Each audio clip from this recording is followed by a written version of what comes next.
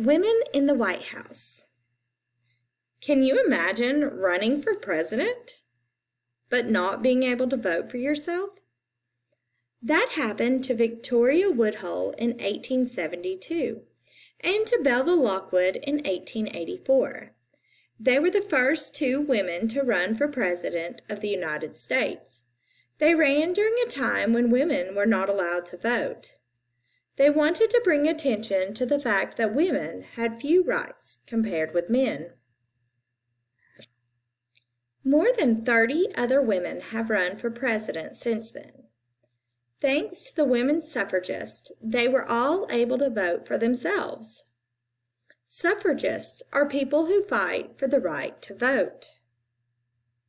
The most famous suffragist was Susan B. Anthony.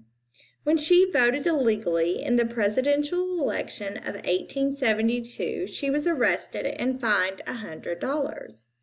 Anthony refused to pay because she said the United States Constitution allowed all citizens to vote. Susan B. Anthony died in 1906.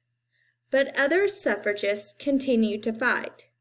They protested outside the White House in 1916 and chained themselves to the White House fence. Finally, in 1920, Congress passed an amendment to the Constitution, guaranteeing women the right to vote. Amendments are official changes to the Constitution. Even though women can now vote, our country has never had a female president. That doesn't mean we haven't had important women living in the White House. We have. Known as First Ladies, these were the women who were married to the presidents. One of the most powerful First Ladies was Eleanor Roosevelt.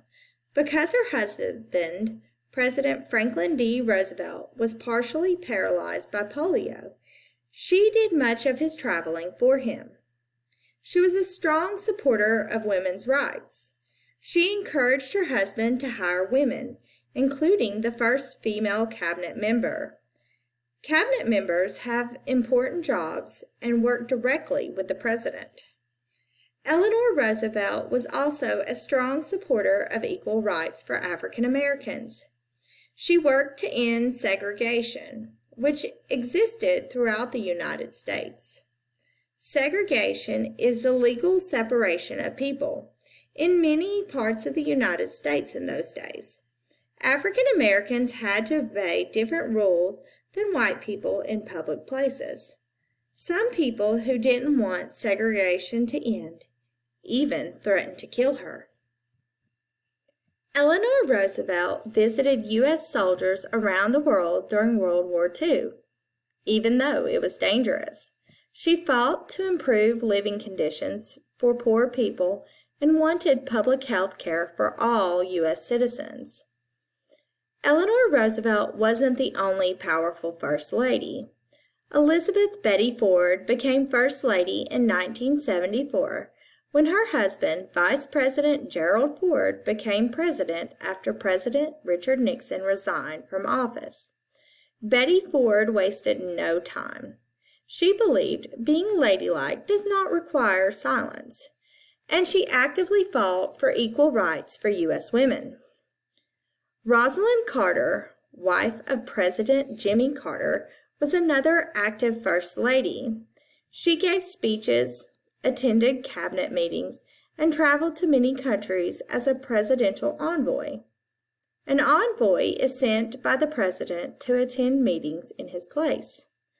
Hillary Clinton, wife of President Bill Clinton, was an active First Lady who later ran as a politician on her own.